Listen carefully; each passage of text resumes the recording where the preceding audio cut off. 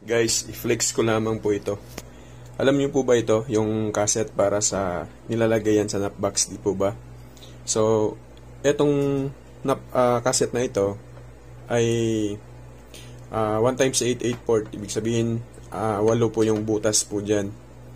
So, ang kagandahan nito, wala po kayong makikita na mabibili nito sa Lazada o sa Shopee. Eto, meron siyang in and out. So, dito yung in niya, tapos dito naman yung out. Tapos, isasalpak mo lang siya sa second cassette. Eto, gamit yung connector na to. Kasi yung mabibili niyo sa Shopee at Lazada, isa lang po yun.